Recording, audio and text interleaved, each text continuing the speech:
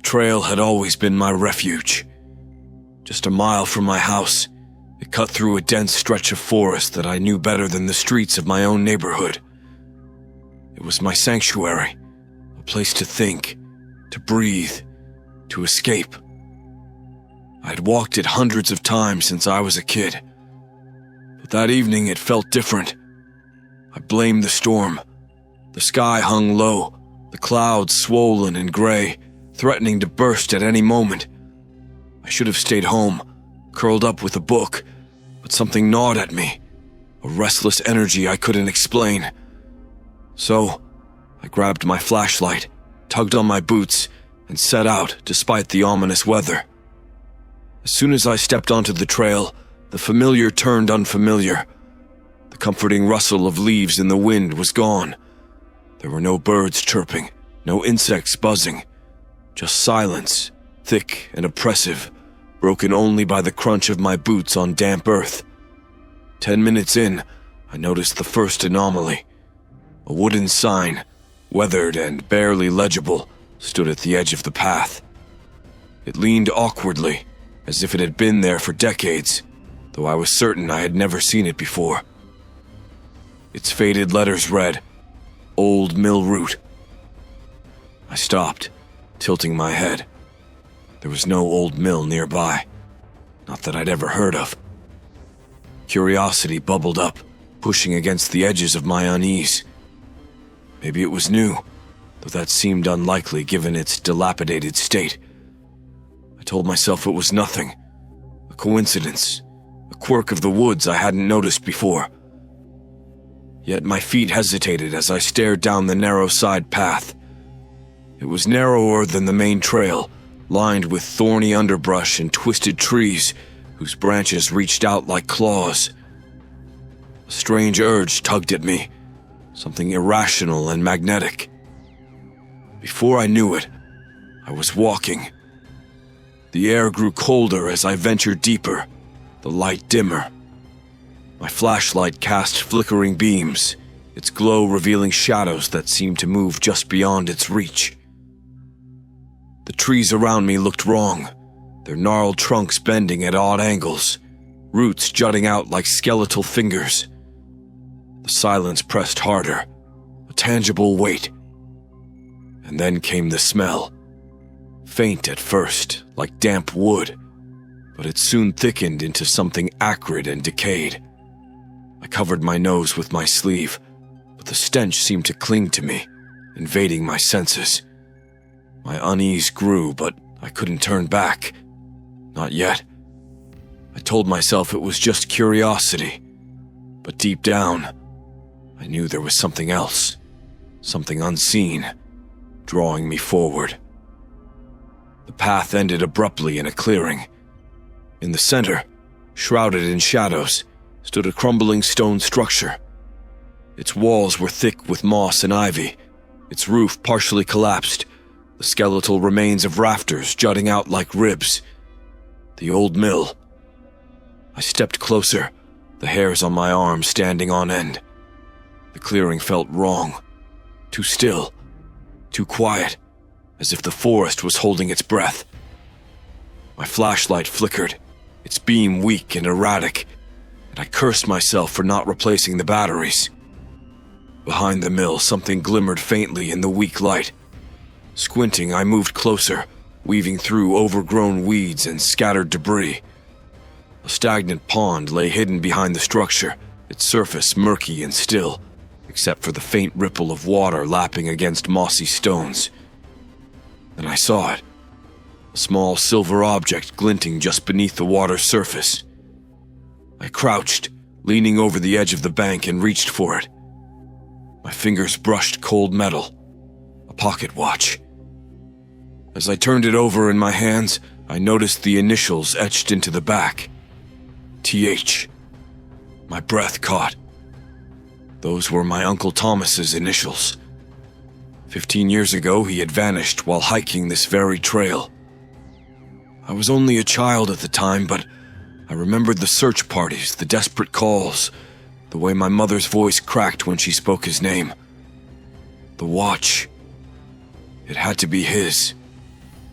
I stood frozen, staring at the tarnished metal, my mind racing. Could this really belong to him? If so, how had it ended up here, in a place I'd never seen before?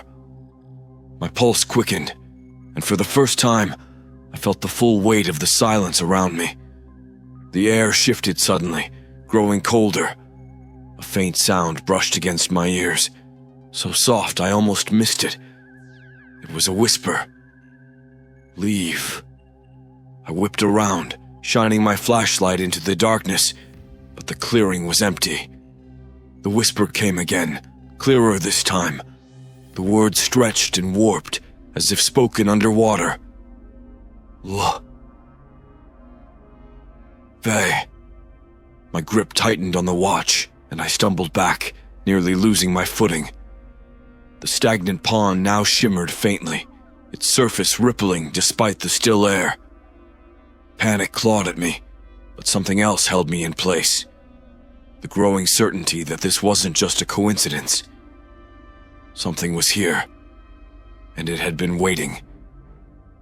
My instincts screamed at me to leave, to drop the pocket watch and run, but my legs felt rooted to the ground. The air around the clearing had turned dense, oppressive, like the weight of a dozen eyes pressing against my back. I scanned the shadows, flashlight trembling in my grip.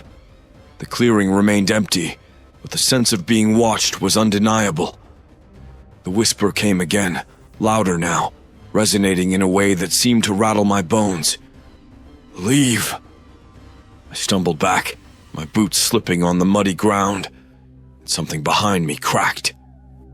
Whirling around, I saw nothing but the towering trees and the crumbling mill. My pulse thundered in my ears, and I tried to focus on the logical. Maybe the whisper was the wind, or some trick of acoustics bouncing off the mill's old walls. But deep down, I knew better. I turned toward the trail, except it wasn't there. Where the narrow path should have been was nothing but a wall of trees, thick and impenetrable, their dark branches intertwining like prison bars. My breath caught. I spun around looking for another way out, but the forest now seemed endless. This isn't real, I whispered to myself, clutching the watch. It felt heavier now, colder, as if leaching warmth from my skin. The pond behind me began to stir. The stagnant water rippled, the faint shimmer on its surface growing brighter. I turned slowly, dreading what I might see, and froze. Figures. They were rising from the pond, their shapes barely distinguishable from the water itself. At first, they appeared as shifting silhouettes, but as the moonlight pierced through the clouds, I saw them more clearly. They were human, almost. Their bodies were unnaturally thin, their skin pale and translucent like wax paper stretched over bone. Their faces were featureless, with no eyes, no mouths, just smooth expanses of skin that shimmered wetly in the light. They moved slowly, their heads tilting unnaturally as if studying me without eyes. My breath came in shallow gasps, and every nerve in my body screamed to run, but I couldn't move. One of the figures raised a hand, its long fingers webbed and dripping and pointed at me. I clutched the watch tighter, its cold surface biting into my palm. The whisper returned, but this time it was layered, a chorus of voices blending into one. Return it. The watch. They wanted the watch. My mind raced. If I gave them the watch, would they let me go? Or would that only draw me deeper into whatever this was? The figures began moving toward me, their jerky steps producing an unsettling sound, like wet cloth slapping against stone. Stay back! I shouted, though my voice cracked with fear. The nearest figure halted, its head tilting as though it were listening. I took the chance to step back, my boots squelching in the mud, but the others advanced, their movements deliberate and inhuman. Return it! The whisper came again, insistent. I raised the watch, holding it out toward them. Fine! Take it! But when I opened my hand, I couldn't let go. My fingers refused to release it, the metal now searing hot against my skin. Panic surged, and I tried to pry it free with my other hand, but it was as if the watch had fused to me. The figures stopped abruptly, their heads turning toward one another in unison, as if communicating silently. Then, as one, they extended their arms toward me. The pond behind them began to churn violently, emitting a deep, guttural sound like a monstrous heartbeat. The clearing trembled, and the whispers rose to a deafening cacophony.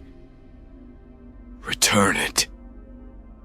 In desperation, I remembered something my uncle used to tell me. Always carry salt in the woods. You never know what might try to follow you home. It was a silly superstition, one I'd laughed off as a kid, but I hadn't left the house without a packet of salt since he disappeared.